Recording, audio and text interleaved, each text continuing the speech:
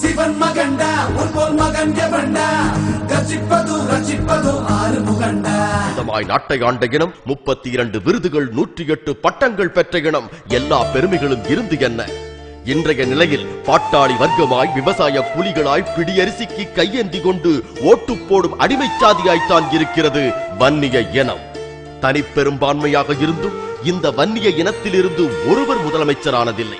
ஒரு அரசு உள்துறை செயலாளர், ஒரு உச்ச நீதிமன்ற நீதிபதி, ஒரு ஆசிரியர் தேர்வாணைய தலைவர் பதவி எதுவும் கிடைத்ததில்லை. 19 அரசு போக்குவரத்து கழக இயக்குநர்கள் பதவியில் ஒன்று கூட வன்னியருக்கு அளிக்கப்பட்டதில்லை.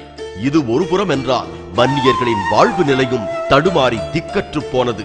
அரசு குறிப்பு சொல்கிறது தமிழகத்தில் மிகவும் பின்தங்கிய மாவட்டங்கள் விழுப்புரமும் தர்மபுரியும் தான் என்று. இரண்டும் வன்னியர்கள் நிரம்பிய மாவட்டங்கள். இது தவிர தமிழகத்தில் உள்ள குடிசைகளில் 60 விழுக்காடு வன்னியர்கள் அதிகம் வாழும் 7 வட மாவட்டங்களில் தான் இருக்கிறது. அதில் குறிப்பாக விழுப்புரத்தில் மட்டும் 13 விழுக்காடு குடிசைகள் இருக்கின்றன. அதிலும் முன்னேறிய சமுதாயத்தினர் 3 விழுக்காடு, இதர பிற்பட்ட சமுதாயத்தினர் 31 விழுக்காடு என்ற அளவில்தான் குடிசைகளில் வசிக்கின்றனர். ஆனால் இவர்களையெல்லாம் விட அதிகமாக 42 விழுக்காடு குடிசைகளில் வசிப்பது வன்னிய சமுதாயத்தினரே. வீரத்துக்கு மதிப்பிருந்த போது வன்னிய இனம் உயர்ந்த நிலையில் இருந்தது. ஆனால் அரசியல் சாதுரியங்களும் சூழ்ச்சிகளும் கோலோச்ச தொடங்கிய போது அவைகளெல்லாம் அறியாத வன்னிய இனம் மிக பின்தங்கிய நிலைக்கு தள்ளப்பட்டு பாதாளத்தில் வீழ்ந்து போனது.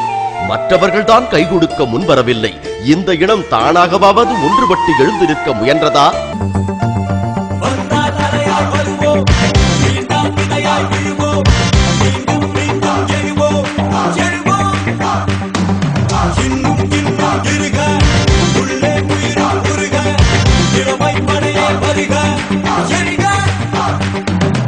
இன்னும் என்ன தோழா எத்தனையோ நாள்